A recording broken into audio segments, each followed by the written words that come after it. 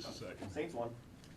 Congratulations on your first technical as a McNeese. All right, Coach, go ahead and just talk about first of all, just, oh shit, I'm sorry. What happened and just these guys coming back from that. I mean, it was just a wild game. Obviously, Lafayette played. I mean, they played great. They forced us to turn the ball over 9 times in the first half. Took us some time to adjust to their physicality. They're by far the most physical team we've played. I think 34 is going to be a really, really good player. I mean, he moves like a SEC offensive lineman, and we couldn't.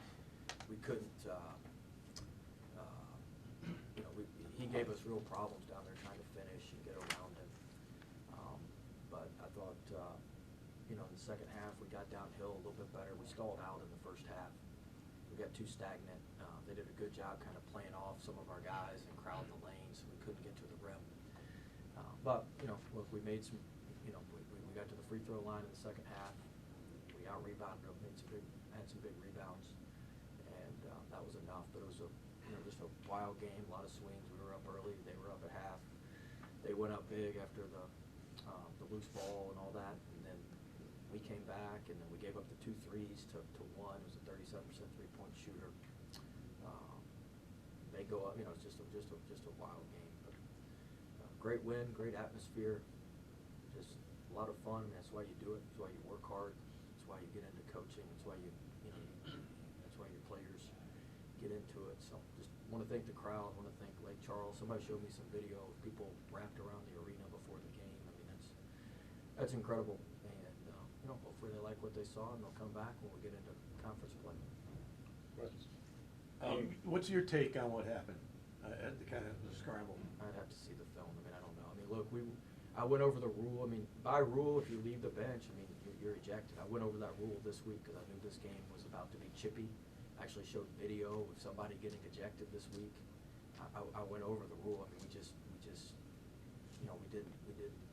Maybe our guys thought because there was a timeout called or whatnot, but you still can't cross half court on a timeout. So, I mean, we made a mistake, and we'll learn from it. And we're fortunate it didn't cost us.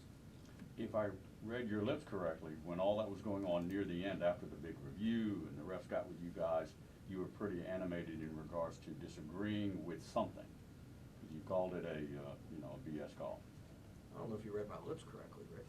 I'm trying. I'm getting better at it. I mean, look, they made the call. I mean, it is what it is. It's obviously frustrating, but and when you're in the moment, it's probably a little more frustrating. But there's I felt like, and I'm probably wrong on this, but I felt like because we called the timeout, it gives you some freedom to adjudicate it maybe a little bit differently. But that's it is what it is, and we just have to move forward, and our guys move forward and made plays. What was the feeling at the moment that it happened that kind of turned it around? Because you guys kind of really attacked after that. Yeah, I mean, we talked about all week. Kind of our message was, the bigger the opportunity, the more adversity you're going to encounter. That's what we talked about. You have a big opportunity to win a big game, play in front of a sold-out crowd. There's going to be major adversity. Anything you do in life, if you're going to accomplish something big, there's a lot of adversity to get through to get to that. So that was kind of our theme going into this game. We talked about it. We just said, hey, look, adversity's here. Here we are. We knew this was coming. We didn't know it was going to come in this form, but we knew this was what we were getting into. We knew this is what we signed up for. Now we got to go right through it, and we got to find a way. Without some guys, I thought Cam Jones played phenomenal defense. I thought he did just a tremendous job, and really, really proud of him. I thought, our scout team did a really good job preparing us.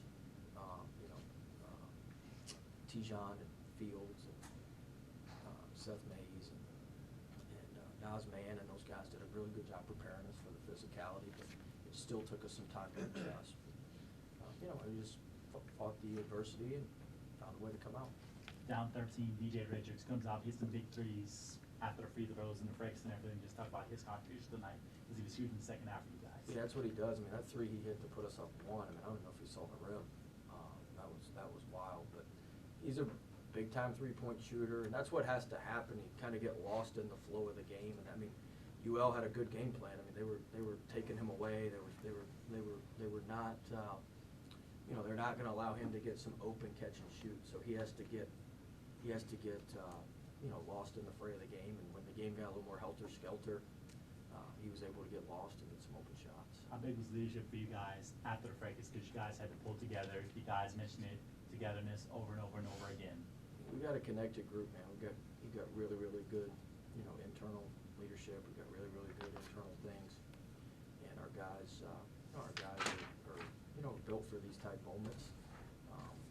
I was proud of how we fought back, but Hade and Shoemate, who are in here, tremendous leaders, tremendous composure, and I thought, like I said, I thought Cam step up and made plays. Garcia played more like himself tonight. That's what we've seen in practice, and we just need to get that to the court. And he was able to do that. So all that was really good. And we mentioned DJ. You said the other day when I asked about Garcia, you said you were expecting a breakout. Was it good to see him get off the start, especially right off the bat? Yeah, get off to a good start, gave him a little bit of confidence, got him going a little bit. And, he was tremendous, and what we expected him to be. Talk about Wells, especially in the second half. I mean, there were some really great, quick penetrate, dribble and drives that he was able to convert. Yeah, not only that, he had some huge rebounds. Yeah. He went in there and fought for some rebounds. And, Wells is just he's a phenomenal player. You Jim, said you know who he is now? Yes, I did, Coach. Thank you. I tried to warn you. You wouldn't listen. You've told us strictly yes. We've had this I was just conversation. making sure. Make sure you get it right in your show. You said the other day that you had to win this game to have teeth in this rivalry. You feel like there's some teeth in it now? And I thought the crowd was great. Look, I apologize to Coach Marlin before the game. He's built a tremendous program. They've got a really good team.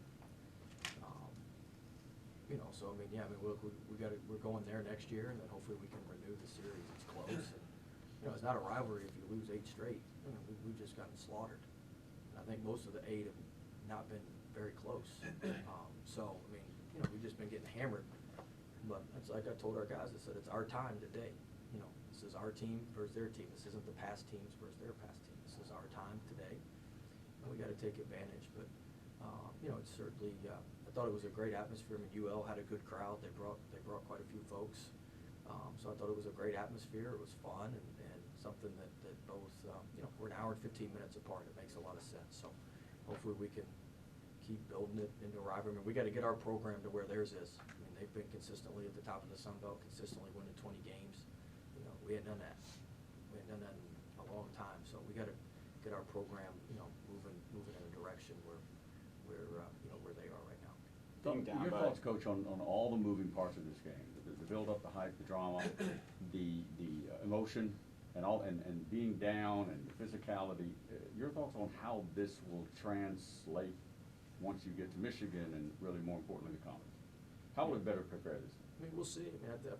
Hopefully it's a conference tournament type atmosphere against a conference tournament type team, and so hopefully we got something to draw on. We got some memories or some moments in the bank that we can draw on, because we're going to need that.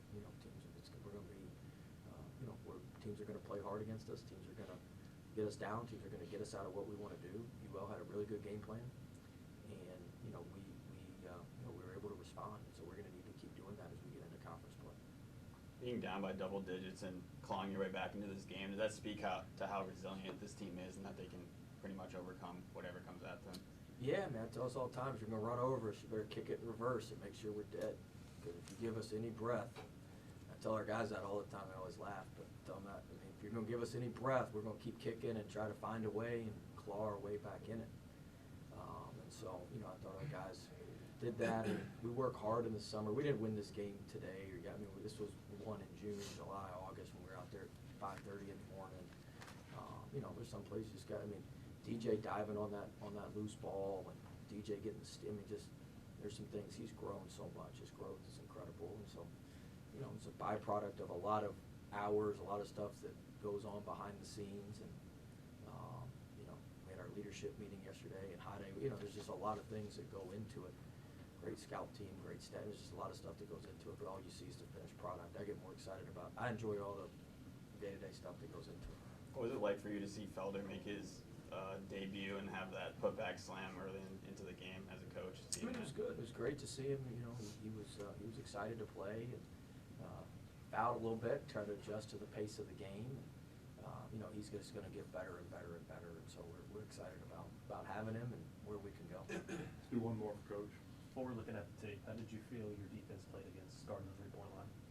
Better. I mean, obviously we let Garnett go crazy in the first half. He went 4 or 5, and we squatted on him twice. Garcia once and Richards once. I mean, he's a weapon. I saw him when he was a Catholic, and he is a weapon. And I felt like we couldn't let like him and Julian and number 1. We kind of had to, and we kind of had to pick our poison a little bit. 10 and 13 are obviously really good shooters as well. What's the JUCO kid? He's 10, right? Blake Butler? Yeah.